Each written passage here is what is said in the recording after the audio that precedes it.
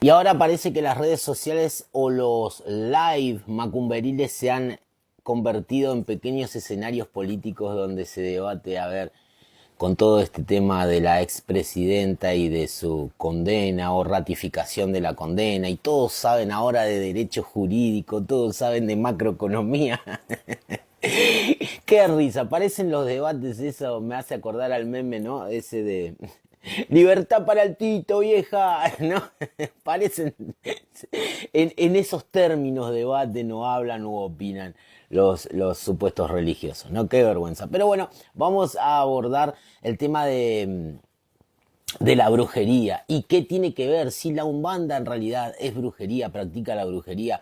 Si somos brujos, como lo dice mi apodo, ¿no? Es un apodo. Esto aclaro para los mononeuronales que creen que yo me autodenomino. No, yo no me autodenomino ni hablo de mí mismo. De mí habla la gente que está en mi corriente, que me conoce, que si se quiere disfruta los beneficios o los perjuicios, ¿por qué no? Míos. La gente debe hablar, ¿sí?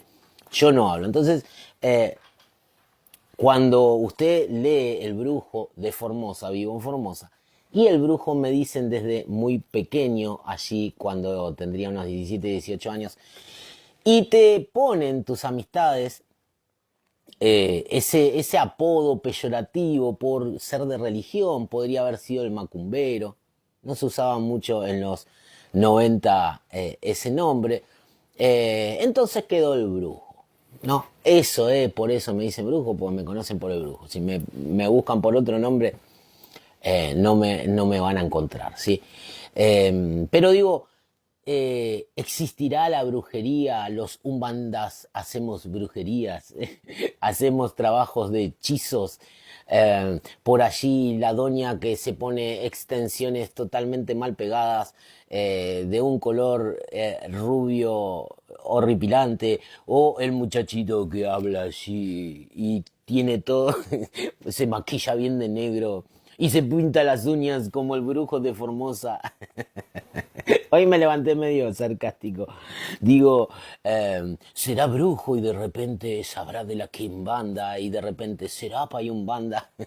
Y está esa confusión. Y está esa publicidad.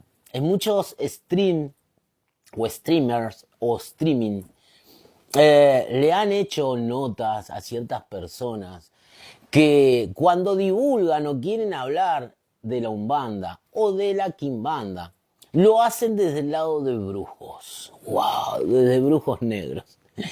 Y cuando uno los escucha hablar y están formados, armados y practican de acuerdo al imaginario colectivo. Es decir, que la sociedad en su fantasía les marca el timing, la doctrina, hasta la estética de cómo tienen que ser. La Umbanda es una religión y como religión no tiene nada que ver ni con la brujería ni con la hechicería del imaginario colectivo. ¿Por qué digo el imaginario colectivo? Porque si vamos a la parte histórica de lo que es la brujería, bueno, déjenme decirles que desde la historia antigua es muy difícil para los historiadores, es muy difícil dividir la palabra brujo, hechicero, chamán y galeno o doctor. Es muy difícil, era todo lo mismo. En las familias europeas puntualmente, en la parte indígena, en la parte romana, griega, era totalmente difícil. Se sabía que cuando se hablaba de un médico, de un galeno o cuando se hablaba de un chamán, se estaba hablando de hechicería o de algún tipo de magia, ¿sí? Ya viniendo para acá, baja Edad Media y principios del siglo ya XVII, XVIII y XIX, estos dos últimos donde más se potenció por la aparición de los cultos de carácter satánicos. Entonces se potenció todo este misticismo y dio a luz lo que hoy, siglo XXI, piensa la señora que tener un mazo de carta de tarot o tener las uñas largas, bueno, es sinónimo de bruja o brujo, ¿no?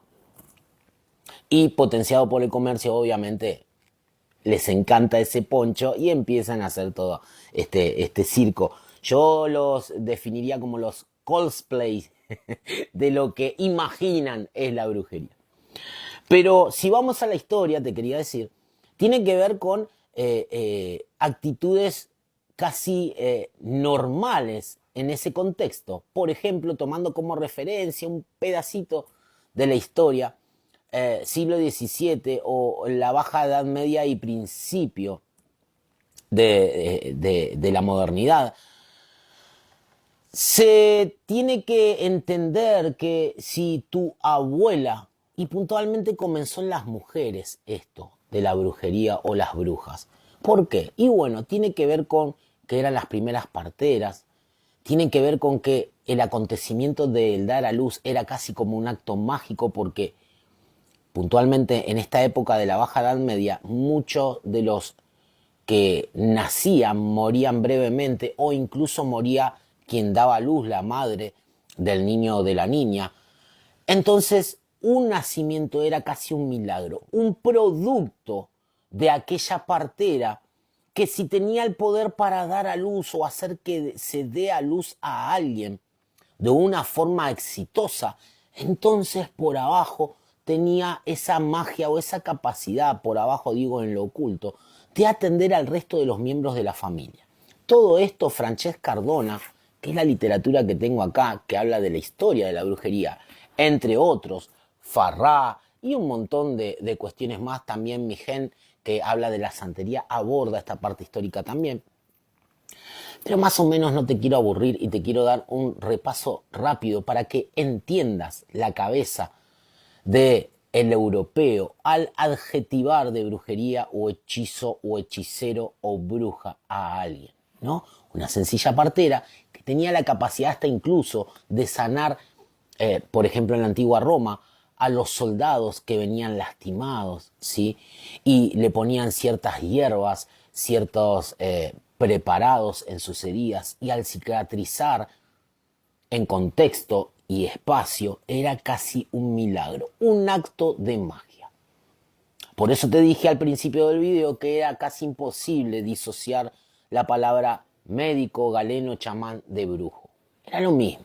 Eso por supuesto le llevó a la condena porque era catalogado de un arte totalmente oscuro y del cual el cristianismo romano no lo acreditaba. Entonces eso llevó, entre otras cosas, a la hoguera inquisitoria, al empalamiento y a un montón de cuestiones que hasta incluso el Imperio Carolingio o Carlos Magno ha expedido, ha redactado decretos y leyes para no solamente condenar a los brujos o a los chamanes, sino también a todo aquel que era tocado o beneficiado por ellos.